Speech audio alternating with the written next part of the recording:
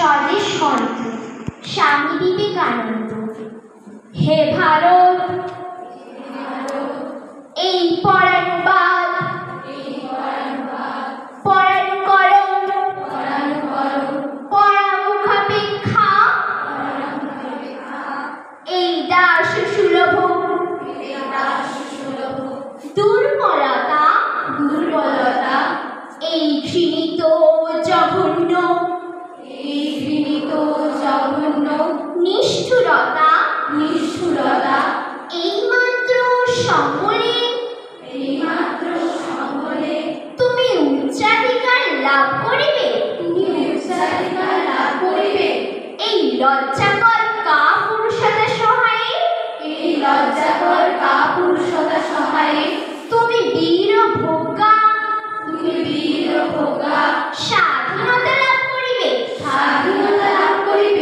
হে ভারত, ভুলিও না তোমার নারী জাতির আদর্শ। সীতা, সাবিত্রী, দময়ন্তী, ভুলিও না তোমার উপাস্য উমানাথ, সর্বত্যাগী শঙ্কর। ভুলিও না তোমার বিবাহ, তোমার ধন, তোমার জীবন ইন্দ্রিয় সুখে, নিজের ব্যক্তিগত সুখের জন্য ভুলিও না তুমি জন্ম হইতে মায়ের জন্য বলি প্রদত্ত। ভুলিও না তোমার সমাজ বিরাট মহামায়ার ছায়া মাত্র। ভুলিও না নীচ জাতি মূর্খ দরিদ্র অজ্ঞ মুচি মেথর তোমার রক্ত তোমার ভাই। হে বীর, সাহস অবলম্বন করো, সদর্পে বলো আমি ভারতবাসী আমার ভাই। বলো মূর্খ ভারতবাসী, দরিদ্র ভারতবাসী, ব্রাহ্মণ ভারতবাসী, চণ্ডাল ভারতবাসী, আমার ভাই। তুমিও কোটি মাত্র বস্ত্রাবৃত হইয়া সদর্পে ডাকিয়া বলো ভারতবাসী আমার ভাই, ভারতবাসী আমার প্রাণ, ভারতের দেবদেবী আমার ঈশ্বর, ভারতের সমাজ আমার শিশুসজ্জা, আমার যৌবনের উপবন, আমার বার্ধক্যে বারাণসী। বলো ভাই ভারতের মৃত্তিকা আমার স্বর্গ, ভারতের কল্যাণ আমার কল্যাণ। আর বড় দিন রাত হে গৌরীনাথ, হে জগদম্বে, আমার মনুষ্যত্ব দাও, মা। আমার দুর্বলতা কাপুরুষতা দূর করো।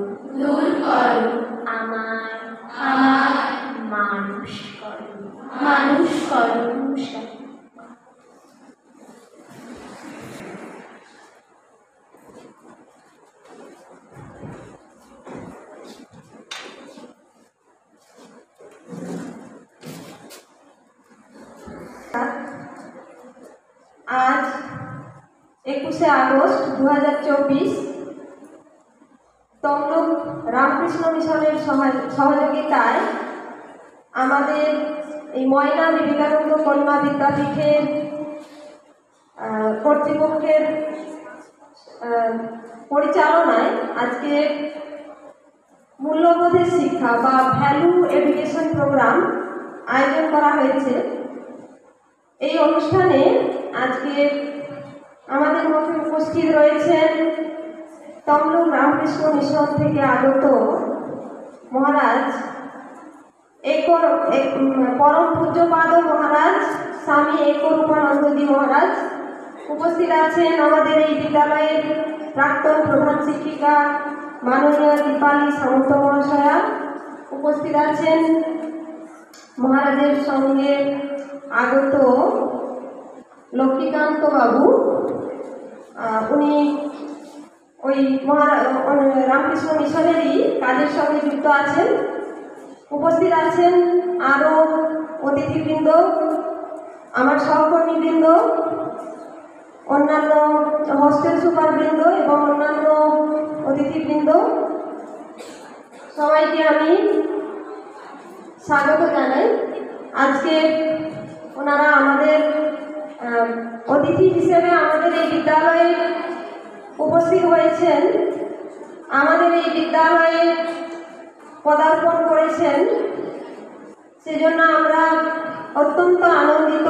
আমরা শিক্ষক শিক্ষিকা ছাত্রছাত্রী সবাই মিলেই অত্যন্ত আনন্দিত।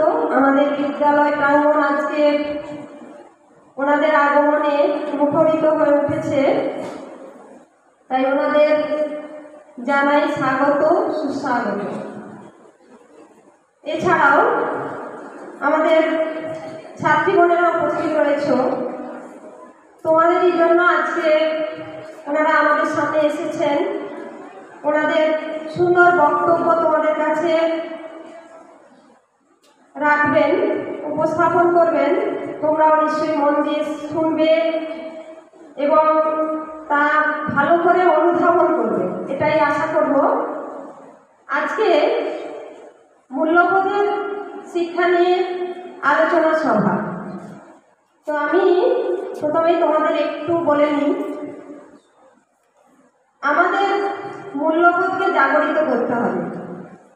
ভারতবর্ষ আজকে অতিরিক্ত বিজ্ঞান মনস্কতা বা তথ্য প্রযুক্তির উন্নতির কারণে ভারতবর্ষের মানুষ আজকে তার ঐতিহ্যগত যে সংস্কৃতি বা শিক্ষা সেগুলোকে ভুলতে বসেছে। মানুষ আজকে দিশেহারা হয়ে পড়েছে। মানুষ বুঝতে পারছে না তার কোনটা করা উচিত, কোনটা করা উচিত নয়, কোনটা ভালো, কোনটা ভালো নয়, কোনটা গ্রহণযোগ্য, কোনটা গ্রহণযোগ্য নয়। তাই আজকে আমরা দেখছি চারিদিকে মারামারি, হানাহানি, ব্যভিচার, একটা বিশৃঙ্খল পরিস্থিতি। ভারতবর্ষ আজকে পঙ্কিলতার আবর্তে নিমজ্জমান। এই নিমজ্জমান অবস্থা থেকে, এই ভারতবর্ষের মানুষের এই অস্থিরতা থেকে মুক্তি পেতে হলে দরকার মূল্যবোধের শিক্ষা। তো এই মূল্যবোধ, আমি বলবো যে এই মূল্যবোধের শিক্ষা কোনো নতুন কিছু বিষয় নয় বা আলাদা কিছু শিক্ষা নয়। আমরা যে শিক্ষায় শিক্ষিত হয়ে চলেছি তারই সঙ্গেই আমরা শিখতে পারি। মূল্যবোধের শিক্ষা আমাদের শুরু হতে পারে প্রথম মূল্যবোধের শিক্ষা আমরা পেতে পারি আমাদের বাড়ি থেকেই, আমাদের বাবা মায়ের কাছ থেকেই আমরা মূল্যবোধের শিক্ষাটা নিতে পারি। প্রত্যেক বাবা মায়েরই উচিত তার সন্তানকে সঠিক মূল্যবোধে উদ্বুদ্ধ করে, সঠিকভাবে সঠিক পথে চালিত করে তাকে একটা প্রকৃত মানুষ করে তোলা। নিত্যদিনের সাহচর্যের মধ্যেই সন্তানের মধ্যে তিনি বা তারা মূল্যবোধ জাগরিত করবেন। তো এই মূল্যবোধের দ্বিতীয় পদক্ষেপ, আমি বলবো যে দ্বিতীয় পদক্ষেপ হতে পারে বিদ্যালয় প্রাঙ্গণ। বিদ্যালয় প্রাঙ্গণ ছাত্রদের মধ্যে স্বাভাবিকভাবেই একটা মূল্যবোধের পরিবেশ তৈরি করে। বিদ্যালয়ে কেবলমাত্র ওই বিজ্ঞান, ভূগোল, ইতিহাস, সাহিত্য এগুলো পঠন পাঠনের মধ্যেই এগুলো পঠন পাঠনের মধ্যেও একটা মূল্যবোধ রয়েছে অন্যরকম। এছাড়াও শুধু এগুলোর মাধ্যমে কিন্তু মূল্যবোধ জাগরিত করা যায় না। এর পাশাপাশি আমরা মূল্যবোধের শিক্ষা ছাত্রছাত্রীদের মধ্যে দিতে পারি। বিদ্যালয়ের মধ্যে শিক্ষক শিক্ষিকাদের সুন্দর আচরণ, তাদের কর্মপদ্ধতি, তাদের কর্মপ্রচেষ্টা, তাদের নিরলস প্রচেষ্টা এবং তাদের পরিশ্রম সব কিছুর মাধ্যমে ছাত্রছাত্রীদের মধ্যে মূল্যবোধের শিক্ষা অর্পণ করা যেতে পারে। একজন শিক্ষক শিক্ষিকার কাছ থেকেই ছাত্রছাত্রীরা খুব সুন্দরভাবেই মূল্যবোধের শিক্ষাটা শিখে নিতে পারে। সেগুলো পড়াশোনার বিষয়ে ফাঁকে ফাঁকেই হতে পারে।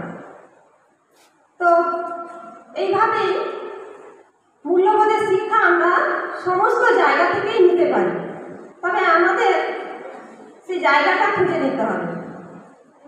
এবং মূল্যবোধের জন্য আমাদের এই ভারতবর্ষ আজকে যে পঙ্কিলতার আবর্তে নিমজ্জমান হয়েছে, সেই জায়গা থেকে উঠে আসতে হলে আমি বলবো এখন আমাদের দরকার সেই যুব নেতা স্বামী বিবেকানন্দ, যিনি কেবলমাত্র একজন বীর সন্ন্যাসী ছিলেন না, তিনি ছিলেন একজন সত্যদ্রষ্টা সন্ন্যাসী, একজন সফল নেতা, যুব নেতা, যিনি যুব সমাজকে একসময় জাগরিত করতে পেরেছিলেন। আজকে আমরা তাকে হয়তো পাবো না, তিনি আমাদের মধ্যে আজকে নেই, কিন্তু তার মর্মর মূর্তি আমাদের মনের মধ্যে সদা জাগ্রত রয়েছে বা থাকবে। তাই তার বিভিন্ন বক্তব্য, তার যে বাণী, সেই বাণীর মাধ্যমেই আমরা নিজেদেরকে আরো উন্নত ভারতবাসী হিসেবে গড়ে তুলতে পারি। আমরা আমাদের মধ্যে আমাদের মূল্যবোধকে আমরা জাগিয়ে তুলতে পারি। তিনি যে হোমানল প্রজ্বলিত করে রেখে গেছেন, আমরা আমাদের হাতে তিনি সেই দায়িত্ব দিয়ে গেছেন যে সেই হোমানলকে আমরা ভারতবাসীরা, পরবর্তী ভারতবাসীরা আমরা সেটাকে কীভাবে জ্বালিয়ে রাখবো বা কীভাবে প্রজ্বলিত রাখবো। এবং সেই হোমানলের যে আলোক শিক্ষা, সেই আলোক শিক্ষার মাধ্যমে আমরা প্রকৃত আলোকে আলোকিত হব, আমরা পাব সঠিক পথের দিশা। এবং সেই পথ ধরেই আমরা আজকে যদি চলতে পারি, তাহলে নিশ্চয়ই আমরা নিজেদেরকে অনেক বেশি উন্নত করে তুলতে পারবো, নিজেদেরকে অনেক বেশি মূল্যবোধের মধ্যে জাগরিত করতে পারবো, নিজেদেরকে সঠিকভাবে নৈতিকতা বা নৈতিক শিক্ষার মাধ্যমে আমরা নিজেদেরকে আরো বেশি উন্নত করে তুলতে পারব। এই বলে আমি আমার বক্তব্য শেষ করলাম। অতিথিবৃন্দ রয়েছেন, ওনারা আরো সুন্দর বক্তব্য তোমাদের কাছে রাখবেন, তোমরা কিন্তু মন দিয়ে শুনবে এবং সেখান থেকেই কিন্তু মানে বক্তব্যটা যদি ভালো করে না শোনো, তোমরা কিন্তু প্রশ্ন করতে পারবে না। আমি সেজন্যই বলবো যে বিশেষ বিশেষ অতিথিবৃন্দ রয়েছেন, তার যা বক্তব্য তোমাদের সামনে উপস্থাপন করবেন সেটা তোমরা খুব সুন্দর করে মনে রাখবে এবং অনুধাবন করবে, এবং সেখান থেকে তোমাদের মনে যা প্রশ্ন আসবে সেগুলো তোমরা উপস্থাপন করবে অবশ্যই। নিজেদের মধ্যে কোনো দ্বিধা রাখবে না, এই বললাম। এবং আমি আবার পুনরায় সমস্ত অতিথিবৃন্দকে আবার আমার অন্তরের শ্রদ্ধা, শুভেচ্ছা এবং অভিনন্দন জানিয়ে আমার বক্তব্য শেষ করি। দিদিমণিকে ছাত্রীদের উদ্দেশ্যে বলবো, আজকের অনুষ্ঠানটি প্রথম থেকে শেষ পর্যন্ত তোমরা কিন্তু খুব মন দিয়ে শুনবে এবং দেখবে। এরপর আমাদের মধ্যে যিনি উপস্থিত রয়েছেন পরম শ্রদ্ধেয় মহারাজজি, উনি কিন্তু এখান থেকে তোমাদেরকে প্রশ্ন করবেন এবং প্রশ্নের সঠিক উত্তর দিতে পারলে তোমরা পুরস্কারও পাবে। অতএব তোমরা মন দিয়ে কিন্তু অনুষ্ঠানটা দেখো। একবার এক ব্রিটিশ স্বামীজিকে জিজ্ঞাসা করেছিলেন, আপনি কেন জেন্টলম্যানদের মতো পোশাক পরেন না? প্রত্যুত্তরে স্বামীজি বলেছিলেন, আপনাদের সংস্কৃতিতে জেন্টলম্যান তৈরি হয় দর্জিদের কাছে, আর আমাদের সংস্কৃতিতে চরিত্র দিয়ে। একদম তাই। এইরকমই একজন দি পারফেক্ট জেন্টলম্যান ছিলেন স্বামী বিবেকানন্দ। তাই তো ওনার সন্ন্যাস বেশের দীপ্তি আমাদের অন্ধকার জীবনে আলোর দিশারি। মূল্যবোধ শিক্ষায় আমরা বারবার তারই শরণাপন্ন হই। আজও তার ব্যতিক্রম নয়। এখন বিবেক বন্দনায় বিদ্যালয়ের ছাত্রীরা।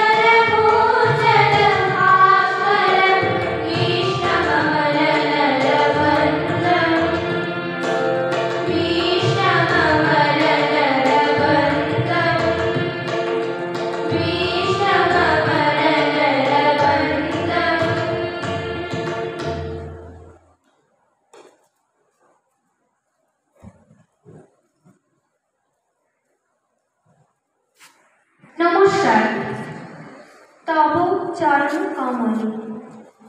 পিতা বিশ্বনাথ দত্ত ও মাতা ভুবনেশ্বরী দেবী কোল আলো করে জন্মগ্রহণ করেন তিনি কলিকাতার দত্ত পরিবারে।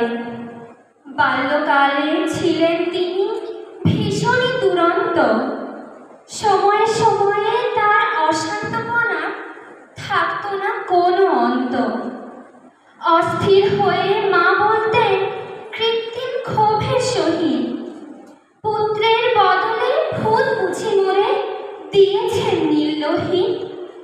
তখন কি আর জানতেন তিনি জন্মদাত্রী কার? পুত্র মধ্যে লুকায়িত পরাক্রম অগোচর ছিল মাতার।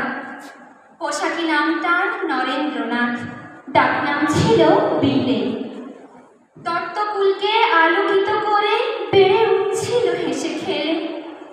ধর্মপরায়ণ, যুক্তিবাদী ও আধ্যাত্মিক তিনি ছিলেন। দেখে যেন মনে হতো ঈশ্বরের কোন অবতার নেমে এলেন। অসীম মেধা ও স্মৃতিশক্তির অধিকারী কৈশোর থেকেই তিনি। বৃদ্ধ থেকে শিশু মুগ্ধ করত সবাইকে তার জ্ঞানের প্রতিনি। এই বালকই বড় হয়ে হলেন বীর সন্ন্যাসী। বিবেকানন্দ নামে তিনি পেলেন বিশ্ব খ্যাতি। শ্রীরামকৃষ্ণের পরম শিষ্য তিনি, ধর্ম মহাজ্ঞানী। ভারতের সমগ্র যুব সমাজকে উদ্বুদ্ধ করল তার বাণী।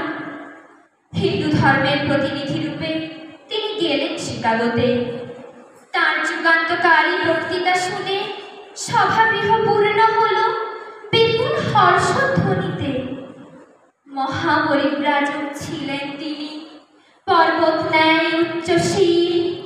শিবজ্ঞানী যিনি করেছেন জীব সেবা, তিনি সেই সন্ন্যাসী মহাবীর। দরিদ্র সেবায় প্রতি তিনি ছিলেন সর্বত্যাগী।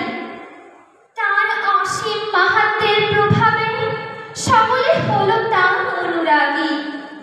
তিনি বিশ্ববন্দিত অমিত তেজী, মানব জাতির কল্যাণ করেন। তন্ত্রাচ্ছন্ন ভারতবর্ষকে তিনি নিজ হস্তে জাগিয়ে তোলেন। ব্রহ্মজ্ঞানী তিনি বিশ্বসভায় করেছেন ভারতকে মহান। তার চরণে আজি জানাই মোরা শত কোটি প্রণাম। নমস্কার।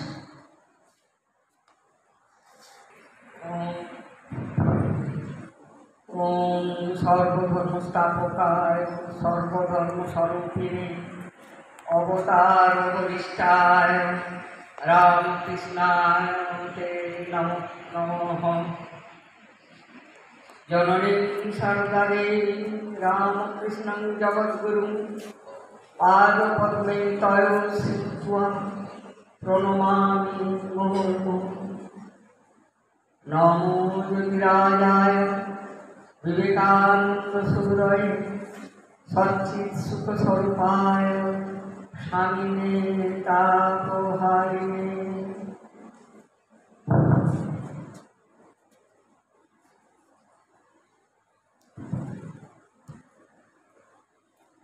আজ মূল্যবোধ শিক্ষার পুরস্কার বিতরণী অনুষ্ঠান। সহযোগিতায় রামকৃষ্ণ মিশন ও সেবাশ্রম আয়োজনে ময়না বিবেকানন্দ কন্যা বিদ্যাপীঠের শিক্ষিকা ও ছাত্রীরা সেই অনুষ্ঠানে সভামুখ্য এই বিদ্যালয়ের ভারপ্রাপ্ত প্রধান শিক্ষিকা শ্রীমতী মধুমিতা ভঞ্জ, তাকে আমার অভিনন্দন ও শুভেচ্ছা জানাচ্ছি। মঞ্চে উপস্থিত আছেন তমলুক রামকৃষ্ণ মিশন ও সেবাশ্রমের সহ অধ্যক্ষ পরম পূজ্যপাল স্বামী একরূপানন্দজি মহাশয়, তাকে আমার সশ্রদ্ধ প্রণাম নিবেদন করছি। উপস্থিত রয়েছে রঘুনাথ লক্ষ্মীকান্ত বাবু এবং সৌভিক ভাই, তাদেরও আমার স্নেহ ও ভালোবাসা। এই বিদ্যালয়ের সহশিক্ষিকাবৃন্দ, হোস্টেল সুপারভাইজারগণ, তাদের আমার স্নেহ ভালোবাসা অভিনন্দন। সামনে বসে আছো যাদের মূল্যবোধ বিষয়ক শিক্ষা ভীষণ প্রয়োজন এবং ইতিমধ্যে লব্ধও হয়েছে, আমি অনুভব করতে পেরেছি। সেই সব ছাত্রী বোনেদের আমার সবুজ ভালোবাসা। আমি দু একটি কথা বলবো মঞ্চ থেকে। কেন বললাম মূল্যবোধ বিষয়ক শিক্ষা লব্ধ হয়েছে? এই যে তোমরা চুপ করে বসে শুনছো, এটাই ভীষণ ভালো লাগছে। এটাকেই শেষ পর্যন্ত তোমরা রক্ষা করবে। কিন্তু ঘটনাটা হচ্ছে, স্বামীজি কি বলেছিলেন? Education is the perfection of knowledge already in man. তোমার মধ্যে সুপ্ত গুণগুলির ঠিক মতো বহিঃপ্রকাশ ঘটানো, তাই হচ্ছে শিক্ষার উদ্দেশ্য। বাড়িতে সেই কাজ করেন মা বাবা, স্কুলে করেন শিক্ষিকারা। কিন্তু আসল ব্যাপার, আমাদের এই চর্চাটা করতে গেলে এখানে উপস্থিত যারা থাকছে, আমার শত্রুমণ্ডলীর সামনে যারা রয়েছে, এই বিদ্যালয়ের শিক্ষিকা সহ ছাত্রীরা, তাদের পড়তে হবে ভীষণ করে স্বামীজিকে। দুটো কারণে পড়ব। স্বামীজি এক অনন্ত শক্তি, তিনি চিরবিদ্যমান। আমাদের নিঃশ্বাসে প্রশ্বাসে যাকে ছাড়া আমাদের চলা একেবারেই সম্ভব নয়। কেন? তার মধ্যে ছিল সমস্ত কিছু পজিটিভ কোয়ালিটি, তার মধ্যে কোনো নেগেটিভ দিক ছিল না, ইতিবাচক। কোনো নেতিবাচক দিক ছিল না। নাবাচক দিক যাদের মধ্যে ত্রুটি বিচ্যুতি থাকে, তারা তো আমাদের কাছে অনুসরণযোগ্য নয়।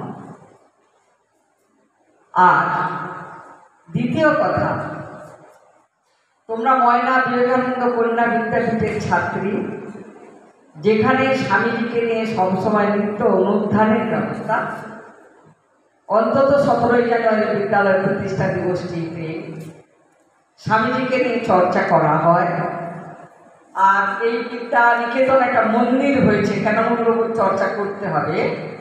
কেন না, এখানে ঠাকুর মা এবং স্বামীজি সদা বিদ্যমান। যেখানে নিত্য পূজা হয়, মন্দিরে তোমরা যাও, প্রণাম জানাও। কিসের জন্য? তাদের কাছ থেকে কিছু শিক্ষা নিতে। সেই শিক্ষা ভীষণই জরুরি। যেমন কি হচ্ছে, আমরা খারাপ কাজ, তোমাদের মধ্যে একটা সৎ গুণাবলীর অভ্যাস তৈরি হয়। সেই সৎ গুণাবলীর অভ্যাস যদি তৈরি করতে হয়, তাহলে কিন্তু সৎ ভাবনা এবং সৎ সঙ্গে সবসময়ই থাকতে হয়। আর এই শিক্ষাদান সম্পর্কে স্বামীজি কি বলেছেন? স্বামীজি একটা কথাই বলেছেন যে তুমি যদি প্রকৃত শিক্ষিত হও, তাহলে তার জন্য তোমার কতগুলো জিনিস দরকার, অভ্যাস দরকার। সেটা হচ্ছে কি, 4টা গুণ থাকতে হবে। প্রথমত শ্রদ্ধাবোধ। এই শ্রদ্ধাবোধ তথা আত্মবিশ্বাসের জাগরণ 1। 2, এর থেকে আসবে তোমাদের একাগ্রতা। এই একাগ্র চিত্তে তোমরা সমস্ত কাজ করবে। 3 নম্বর, তোমার মধ্যে ইচ্ছা শক্তির বর্ধন। আর 4 নম্বর, ব্রহ্মচর্য পালন। ব্রহ্মচর্য পালন মানে কি? তোমার মধ্যে সৎ গুণাবলীর বিকাশ ঘটুক, তুমি সৎ গুণাবলীকে সর্বদা আচরণ করো। তাহলে এই যে তোমরা বাণী লিখেছ, বীর হও, আমাকে মানুষ করো, স্বদেশ মন্ত্র পাঠ করলাম, মা আমাকে মানুষ করো। আমরা তো মানুষ হতে চাইছি, তাহলে মানুষ হতে গেলে আগে আমাদের প্রকৃত শিক্ষিত হতে হবে।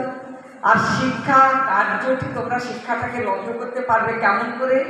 না, যদি তোমরা এই 4টা কোয়ালিটিকে রব্ধ করতে পারো।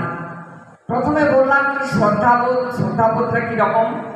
তুমি নিজেকে শ্রদ্ধা করবে, কারণ তুমি ব্রহ্ম নিজেই, তোমার মধ্যে আত্মা বিদ্যমান, আর সেই আত্মাই হচ্ছে ভগবান। ব্রহ্ম সত্য, জগৎ মিথ্যা, এটা তো বলা হয়েছে। তাই তুমিই একমাত্র সত্য। আর সেই জন্যই তুমি নিজেকে শ্রদ্ধা করবে। আর যত শ্রদ্ধা নিজের মধ্যে বাড়তে থাকবে, শ্রদ্ধাবোধের জাগরণ ঘটবে, তোমার মধ্যে আত্মবিশ্বাস আসবে। আত্মবিশ্বাস আসা মানে কি? আমি পারবো সমস্ত কিছু। এই আত্মশক্তির বিকাশের জন্য একটা রোগ দরকার হয় এবং একাগ্রতা দরকার হয়। যে কোনো বিষয়ে সফল হওয়ার জন্য আমাদের একাগ্রতা আনতে হয়। আর কি? তার থেকে আসবে আমাদের ইচ্ছা শক্তি। একটু শর্টে বলি, সময়। ইচ্ছা শক্তি। ইচ্ছা শক্তি থাকলে কি হয়? আমরা কি করি? সেই পঙ্গু গিরি লঙ্ঘন করতে পারি। প্রবল ইচ্ছা শক্তি আমাদের অনেক প্রতিকূলতাকে দূর করতে সাহায্য করে। স্বামীজিকে দেখনি কত কষ্ট করে তিনি সমুদ্র হিমাচল ভ্রমণ করে বেরিয়েছেন। ভারতবর্ষের দুঃখ কষ্টকে তিনি দেখেছেন এবং সেই ভারতবর্ষকে তিনি ভালোবেসেছেন এবং সেই ভারতবর্ষকে তুলে ধরেছেন বিদেশে। যে বিদেশে চিকাগো ধর্ম মহাসম্মেলনে গিয়ে, যেখানে ভারতবর্ষ একটা অবহেলিত জাতি, অবাধি গরুর বিক্রি বলে পরিগণিত হয়, তাকেই শ্রেষ্ঠত্ব দিলেন। সেখানে অত ধর্মের লোকেরা তাকে ভালো বলল। সেই জন্যই তো স্বামীজিকে বলা হয়েছে কি, স্বামীজি নিজেই বলেছেন, আমি হচ্ছে ঘনীভূত ভারতবর্ষ, কন্ডেন্স ইন্ডিয়া। সেই জন্যই স্বামীজি এই কথাটা কিন্তু বলেছিলেন। ভারতবর্ষ ছাড়ছিলই তার একমাত্র জ্ঞান। তোমরা এই স্বদেশ মন্ত্রটা ভালো করে যে পড়েছ, তোমরা একে আত্মীকরণ প্রত্যেকেই করবে। সেই আত্মীকরণ করলে তার থেকে অনেক কথাই পাবে। আমি ইচ্ছা শক্তির কথা বলেছিলাম। তৃতীয় গুণটা ইচ্ছা শক্তি। সেই ইচ্ছা শক্তি জাগ্রত হলে তুমি সমস্ত কঠিন কাজ করতে পারবে। আমি পারি না বলে কোনো কথা থাকবে না। ও ক্লাসে ভালো পড়া করে, আমি পারি না, এই কথাটা কোনোদিন আসবে না। ও পারে, আমিও পারবো। ও পারে, আমিও পারবো, এই কথাটা তোমার মাথায় কিন্তু আসবে। তাহলে দেখবে তোমার কাছে কোনো অসম্ভব কোনো কিছুই নেই, তোমার মধ্যে হীনমন্যতাও থাকবে না। আর শিক্ষিকা যারা আছেন এখানে, তারাও এই জিনিসটাকে উদ্রেক করবেন তাদের মধ্যে। তুমি এটা পারো না, ওটা পারো না, তোর দ্বারা কিচ্ছু হবে না, এ কথা কখনো না। নৈব চ। ওদের যে পজিটিভ কোয়ালিটি, কি বলা হলো, তোমার মধ্যে ইনহারেন্ট কোয়ালিটি অনেক আছে। তো মহারাজ বসে বসে কি বলছেন, ভারী সুন্দর করেছে তো মেয়েরা এই অনুষ্ঠান সূচিটা, খুব সুন্দর করেছো তোমরা। তাহলে তোমাদের কোয়ালিটি আছে, কারো নয় কারো এই কোয়ালিটি আছে। সেই কোয়ালিটিগুলোর বিকাশ সাধন হচ্ছে কিন্তু সত্যিকারের শিক্ষা। স্বামীজি কিন্তু সেই কথাই বলেছে। আর এই ইচ্ছা শক্তি কি করে জানো? একটা মানুষের ব্যক্তিত্বের পরিচয়। একজন মানুষ একজন থেকে আলাদা হয়ে যায় এই ব্যক্তিত্ব বিকাশের জন্য। আমরা কি করি বলতো? আমাদের বর্তমান জগতে এটা ভীষণই ভাবার বিষয়। মেধা বিকশ সাধনের বহু রকম ব্যবস্থা আছে। আমরা প্রত্যেকেই চাইছি ক্লাসের প্রথম হই, আমরা বড় বৈজ্ঞানিক হই, বড় ডাক্তার হই, ভোগবিলাসে জীবন কাটালাম, কিন্তু নৈতিক মূল্য জ্ঞান ছাড়া। আর সেই নৈতিক জ্ঞানহীন ডাক্তাররা, বৈজ্ঞানিকরা, বড় বড় শিক্ষাবিদরা, তাদের মধ্যে যদি নৈতিক শিক্ষা ঠিক মতো না হয়ে থাকে, সমাজে বড় অশান্তি বিরাজ করে। কিছুদিন আগের ঘটনা বুঝলে আমাদের মধ্যে লোভ লালসা, বিলাসিতা আমাদের লোভ লালসা ভীষণ বেশি উদ্রেক করে। সেটা শিক্ষার পক্ষে পরিপন্থী ভীষণভাবে সুশিক্ষা, আদর্শ শিক্ষার জন্য। তাই তোমাদের মধ্যেও সেইটা দরকার। প্রয়োজনের বেশি জিনিসকে তোমরা কখনোই ব্যবহার করবে না, সবার জন্য সমদলই হবে। সেটাই হচ্ছে ব্রহ্মচর্য। ব্রহ্মচর্য বলতে সৎ গুণাবলীর বিকাশ তোমার মধ্যে যত ভালো কোয়ালিটি আছে সেইগুলোকেই তুমি বিকাশ হবে। প্রত্যেকের মধ্যে আমরা আছি, আমাদের মধ্যে ভালো কিছু নিয়ে আমরা কিন্তু জন্মগ্রহণ করেছি। এই 4টা জিনিস আমাদের শিক্ষার জন্য ভীষণ প্রয়োজন। তোমাদের কাছে আর একটা কথা বলি, আমাদের যে স্বামীজি ঠাকুর মা আর নিবেদিতা রয়েছে, নিবেদিতা তো নারী শিক্ষা, স্বামীজি তো নারী শিক্ষার কথাও বলেছিলেন। নারীরাও সমানভাবে শিক্ষিত হবে, একেবারে শিক্ষিত। সেই জন্য নিবেদিতাকে তিনি বিদেশ থেকে নিয়ে এসেছিলেন। নিবেদিতা স্কুল প্রতিষ্ঠা করলেন, ভারতবর্ষের তিনি একজন হয়ে গেলেন। ভাবতেও অবাক হয় বেশি করে একদম। তাহলে কি হচ্ছে, তোমাদের সেই সুশিক্ষিত করার দরকার, নিজের পায়ে দাঁড়ানো, নিজের আত্মরক্ষার কথা ভাবা, এইসব কারণেই কিন্তু আমাদের নারী শিক্ষার প্রচলন। তোমরা ভুল ভ্রান্তি করবে না, কম বয়সে যা করা উচিত নয় তোমরা তা করবে না। স্বামীজি কিন্তু সে কথা বলেছে, তুমি স্বয়ং সম্পূর্ণ হও, নিজের পায়ে তুমি দাঁড়ানো। আর আজকে সে সোশ্যাল ব্যবস্থা, যে সামাজিক যে অবক্ষয় চতুর্থে ঘটে চলেছে, এখানে একমাত্র আমাদের সামনে আমাদের পথের দিশা, পথের লক্ষ্য, পথের আলোকবর্তিকা আর কেউ নয়, তিনি স্বামী বিবেকানন্দ। তিনি সবসময়ই আমাদের সামনে দণ্ডায়মান রয়েছে। তোমাদের সামনে তো আরও বেশি করে, স্কুলে ঢুকলেই দেখবে স্বামীজির এক রয়েছে, একটা স্ট্যাচুটা রয়েছে। সেখানে গিয়ে এসে একবার প্রণাম করো তোমরা, সেখানে বলবে আমার মাথা মতো করে দাও প্রভু তোমার চরণ ধুলির পরে। এগুলো তোমরা বলবে, দেখবে তোমার মধ্যে আত্মবিশ্বাস জাগ্রত হবে। তুমি খারাপ কাজ কোনোদিনই কখনোই তুমি করবে না। তাই স্বামীজিকে আমরা নিত্য অনুধান করবো, এখানে সেরকম একটা পরিবেশ তৈরি আছে, সেইটাকে কিন্তু তোমাদের সবসময়ই ভাবতে হবে এবং অনুভব করতে হবে। শিক্ষক মানে এখানে যারা শিক্ষিকা আছেন পড়ানোর কাজে, তাদেরকেও এই ব্যাপারটাকে অনুশীলন করার জন্য বলবো। এই শ্লোক বা এই স্তোত্রগুলো স্বামীজি এবং ঠাকুরমা স্বামীজির যে প্রণাম মন্ত্র, এটা যেন আমরা সবাই মিলে শিখতে পারি, সেটা দরকার আছে। দেখবেন আপনার মানসিকতার পরিবর্তন ঘটে যাবেই যাবে।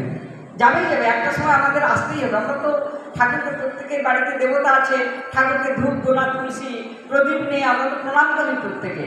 সেই রকম কেন করি? মূল্যবোধ। প্রণাম করলে, মাথা নত করলে আমরা শিখি অনেক কিছু। আমাদের মধ্যে উদ্ধত ভাব, আমাদের মধ্যে দুর্বৃত্ত ভাব এর অবসান ঘটে। তাই আমরা স্বামীজিকে পড়বো, বারে বারে পড়বো, প্রত্যেক দিন পড়বো। সকালে যেমন তোমরা যেমন দাঁত মাজো, সেই রকম করে দাঁত মাজার পরে 5 মিনিট তোমরা স্বামীজিকে পড়ো, স্বামীজিকে অধ্যয়ন করো। রামকৃষ্ণ মিশন তোমাদের প্রচুর বই দেয়, প্রচুর বই মানে রামকৃষ্ণ মিশন থেকে দেওয়া হয়। সেই বইগুলি বাড়ি পাঠিয়ে দেওয়ার জন্য না, অনেক মেয়েকে এসে জিজ্ঞাসা করে আমরা বাড়ি পাঠাবার জন্য নয়, স্কুলে গুছিয়ে রাখার জন্য নয়, হোস্টেলের ট্রাঙ্কের মধ্যে রেখে দেওয়ার জন্য নয়, সেগুলো পাঠের জন্য এবং নিত্য সেই অভ্যাসগুলিকে লালন করার জন্য। তাই আমি বক্তব্য বেশি দীর্ঘায়িত করব না, সময় সংক্ষেপ।